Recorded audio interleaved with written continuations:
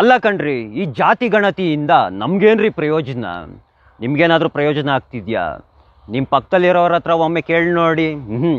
ಯಾರಿಗೂ ಏನು ಪ್ರಯೋಜನವಾಗ್ತಾ ಇಲ್ಲ. ಆದರೆ ಆಯಾ ಜಾತಿಗಳಲ್ಲಿರುವಂತಹ ದೊಡ್ಡ ದೊಡ್ಡ ಹೆಗ್ಗಣಗಳು ಮಾತ್ರ ತುಂಬ ಚೆನ್ನಾಗಿ ತಿಂದು ತೇಗಿ ಸೊಂಪಾಗಿ ಬೆಳೆದು ನಿಂತಿದ್ದಾವೆ. ಆ ಜಾತಿನಲ್ಲಿ ಅಷ್ಟು ಜನ ಇದ್ದಾರಂತೆ, ಈ ಜಾತಿನಲ್ಲಿ ಇಷ್ಟು ಜನ ಇದ್ದಾರಂತೆ.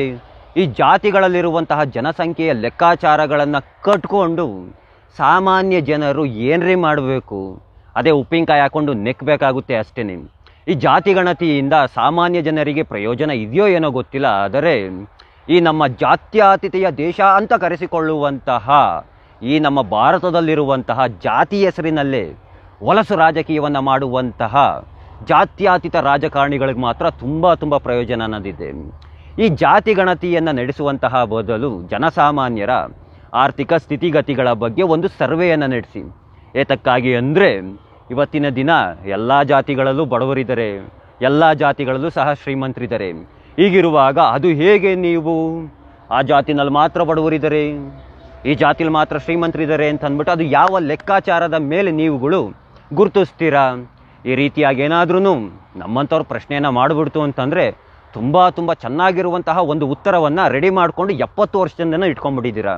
ಅದು ಯಾವ ರೀತಿಯಾಗಿ ಹೇಳ್ತೀರಾ ಅಂದರೆ, ಅಲ್ಲ ಕಣಪ್ಪ, ಒಬ್ಬ ವ್ಯಕ್ತಿಯನ್ನು ಕೇವಲ ಆರ್ಥಿಕವಾಗಿ ಮೇಲೆತ್ತುವಂತಹ ಕೆಲಸವನ್ನು ಮಾತ್ರ ಮಾಡಬಾರ್ದು, ಆ ವ್ಯಕ್ತಿಯನ್ನು ಆರ್ಥಿಕವಾಗಿ, ಸಾಮಾಜಿಕವಾಗಿ, ರಾಜಕೀಯವಾಗಿ, ಶೈಕ್ಷಣಿಕವಾಗಿ ಮೇಲೆತ್ತುವಂತಹ ಕೆಲಸವನ್ನು ಮಾಡಬೇಕು. ಅಂತಹ ಕೆಲಸವನ್ನು ನಮ್ಮಂತಹ ಜಾತ್ಯತೀತ ರಾಜಕಾರಣಿಗಳು ಮಾತ್ರ ಮಾಡ್ತಾ ಇರುವುದು ಅಂತ ದೊಡ್ಡದಾಗಿ ಒಂದು ಬುರುಡೆ ಭಾಷಣವನ್ನು ಎಲ್ಲರ ಮುಂದೆ ಬಿಟ್ಬಿಡ್ತೀರ. ನಿಮ್ಮ ಬಳಿ ಒಂದು ಪ್ರಶ್ನೆನ ಕೇಳುವಂತಹದ್ದು, ಅಲ್ಲ ನೀವು ರಾಜಕಾರಣಿಗಳು ಜೊತೆಗೆ ರಾಜಕೀಯ ಪಕ್ಷಗಳು ಅದೆಷ್ಟು ಜನ ಹಿಂದುಳಿದಂತಹ ವ್ಯಕ್ತಿಗಳಿಗೆ, ಕಡಿಮೆ ಜನಸಂಖ್ಯೆ ಜಾತಿಗಳಿಗೆ, ಜಾತಿಗಳಲ್ಲಿರುವಂತಹ ವ್ಯಕ್ತಿಗಳಿಗೆ ಚುನಾವಣೆ ಬಂದಾಗ ಚುನಾವಣೆಯ ಟಿಕೆಟನ್ನು ನೀಡಿದ್ದೀರಾ? ಖಂಡಿತವಾಗಿಯೂ ನೀವು ನೀಡೋದಿಲ್ಲ. ನೀವು ಎಂಥವ್ರಿಗೆ ಚುನಾವಣೆಯ ಟಿಕೆಟನ್ನು ನೀಡುವುದು? ಯಾವ ಜಾತಿನಲ್ಲಿ ಹೆಚ್ಚು ಜನಸಂಖ್ಯೆ ಇದ್ದಾರೋ ಅಂತಹ ಜಾತಿಯಲ್ಲಿರುವಂತಹ ವ್ಯಕ್ತಿಗೆ ಮಾತ್ರ ನೀವು ಚುನಾವಣೆಯ ಟಿಕೆಟನ್ನು ನೀಡ್ತೀರಾ. ಆ ವ್ಯಕ್ತಿ ಗೆದ್ದ ನಂತರ ಏನು ಮಾಡ್ತಾನೆ ಹೇಳಿ? ನಿಮ್ಮನೆ ಬುಗುರಿ ಆಡಿಸ್ದಂಗೆ ಆಡಿಸ್ತಾನೆ. ಇವತ್ತಿನ ದಿನ ಪ್ರತಿದಿನ ನಾವು ನೀವೆಲ್ಲ ನೋಡ್ತಾ ಇಲ್ವಾ? ಹಾಗಾಗಿ ಹೇಳುವಂತಹದ್ದು, ದಯಮಾಡಿ ರಾಜಕಾರಣಿಗಳಲ್ಲಿ ಕೇಳಿಕೊಳ್ಳುವಂತಹದ್ದು, ಜನಸಾಮಾನ್ಯರ ಆರ್ಥಿಕ ಸ್ಥಿತಿಗತಿಗಳ ಬಗ್ಗೆ ಒಂದು ಸರ್ವೆಯನ್ನು ನಡೆಸಿದ ನಂತರ, ಅಲ್ಲ ಕಣಪ್ಪ, 70 ವರ್ಷದಿಂದ ಸರ್ಕಾರದಿಂದ ಅನುದಾನವನ್ನು ಪಡ್ಕೊಳ್ತಲೇ ಇದೆಯಲ್ಲೋ, 70 ವರ್ಷದಿಂದ ಅನುದಾನವನ್ನು ಪಡ್ಕೊಂಡು ಬಂದ್ರೂ ಯಾಕೋ ಇನ್ನೂ ಬಡತನದಲ್ಲೇ ಇದೆಯಾ, ಏನ್ಕೋ ನಿಮ್ಮ ಮನೆ ಇನ್ನೂ ಹೀಗಿದೆ, ಏಕೋ ನೀನು ಇನ್ನೂ ಬಡತನದಲ್ಲಿ ಇದೆಯಾ ಅಂತ ಅಂದ್ಬಿಟ್ಟು ಒಂದು ಸರ್ವೆ ಮಾಡಿಸಿ. ಹಾಗೆಯೇ 70 ವರ್ಷದಿಂದ ಅನುದಾನವನ್ನು ಪಡ್ಕೊಂಡು ಚೆನ್ನಾಗಿ ತಿಂದು ದಷ್ಟಪುಷ್ಟವಾಗಿ ಬೆಳೆದು ನಿಂತಿರೋರೆಲ್ಲ ಇನ್ನೂ ಸರ್ಕಾರಗಳ ಮುಂದೆ ಬಂದು ಅಮ್ಮ ತಾಯಿ ಭಿಕ್ಷೆ ಹಾಕಿ ಅಂತ ಅನುದಾನಕ್ಕಾಗಿ ಕೈ ಚಾಚ್ತಿದ್ದಾವಲ್ಲ, ಅಂಥವ್ಕೆ ಹೇಳಿ, ಏನಪ್ಪ ಇಷ್ಟು ಚೆನ್ನಾಗಿ ಬೆಳೆದು ನಿಂತಿದ್ಯಾ, ನೀನೇ ಒಂದು 100 ಜನಕ್ಕೆ ಅನ್ನ ಹಾಕ್ಬೋದು, ಹಂಗೆ ಬೆಳೆದು ನಿಂತಿದ್ಯಾ, ಇನ್ನು ಸರ್ಕಾರದ ಅನುದಾನಕ್ಕಾಗಿ ಅಪ್ಲಿಕೇಶನ್ ಹಾಕಕ್ಕೆ ಬರ್ತಿಲ್ಲ, ನಾಚಿಕೆ ಆಗೋದಿಲ್ವಾ ಅಂತ ಅಂದ್ಬಿಟ್ಟು ಅಂಥವ್ರಿಗೆ ಹೋಗಿರಿ, ಆ ಕೆಲಸವನ್ನು ಮಾಡಿ.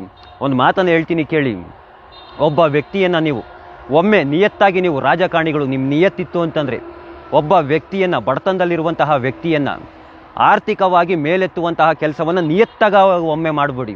ನಂತರ ನೋಡಿ, ನೀವು ಅವನನ್ನು ಬೆಳೆಸೋದೇ ಬೇಕಾಗಿಲ್ಲ, ಅವನೇನೆ ಅದೇನೋ ಹೇಳ್ತಿರಲ್ಲ ನೀವು, ಸಾಮಾಜಿಕವಾಗಿ, ರಾಜಕೀಯವಾಗಿ, ಶೈಕ್ಷಣಿಕವಾಗಿ ಮೇಲೆತ್ತುವಂತಹ ಕೆಲಸವನ್ನು ಮಾಡಬೇಕು ಅಂತ ಅವನೇನೆ ತನ್ನ ಸ್ವಂತ ಪ್ರಯತ್ನದಿಂದ ತುಂಬ ಚೆನ್ನಾಗಿ ಮೇಲೆ ಬಂದು ಬೆಳೆದು ನಿಂತ್ಕೊಳ್ತಾನೆ.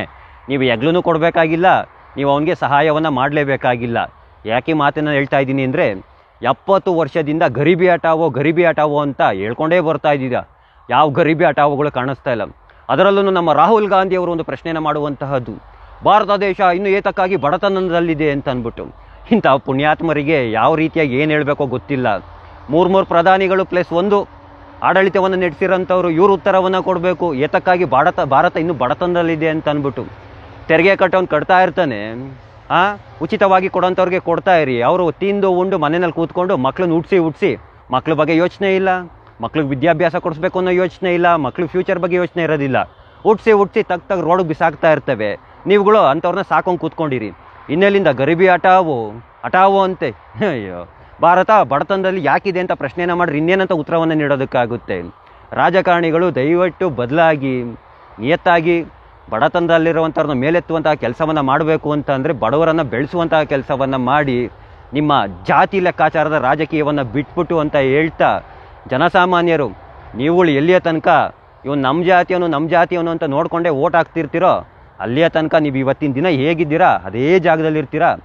ನೀವು ಉದ್ಧಾರ ಆಗಲ್ಲ, ದೇಶನೂ ಉದ್ಧಾರ ಆಗೋದಿಲ್ಲ, ನಿಮ್ಮ ಜಾತಿನೂ ಉದ್ಧಾರ ಆಗೋದಿಲ್ಲ. ನಿಮ್ಮ ಜಾತಿಲಿರುವಂಥ ಹೆಗಣ ಮಾತ್ರ ಚೆನ್ನಾಗಿ ತಿಂದು ಉಂಡು ಬೆಳ್ಕೊಂಡು ಕೂತಿರ್ತದೆ ಅಂತ ಹೇಳ್ತಾ, ಜಾತ್ಯತೀತೆಯ ದೇಶದಲ್ಲಿ, ಯಾವುದೇಳಿ ಜಾತ್ಯತೀತೆಯ ದೇಶ ಅಂತ ಕರೆಸಿಕೊಳ್ಳುವಂತಹ ಭಾರತ ದೇಶದಲ್ಲಿರುವಂತಹ ವಲಸು ರಾಜಕೀಯವನ್ನು ಮಾಡುವಂತಹ ರಾಜಕಾರಣಿಗಳಿಗೆ ಆ ಕೃಷ್ಣ ಒಂದು ಸ್ವಲ್ಪ ಬುದ್ಧಿಯನ್ನು ಕೊಡಲಿ ಅಂತ ಕೇಳ್ಕೊಳ್ತಾ ಎಲ್ರಿಗೂ ಧನ್ಯವಾದಗಳು. ಜೈ ಶ್ರೀ ಕೃಷ್ಣ.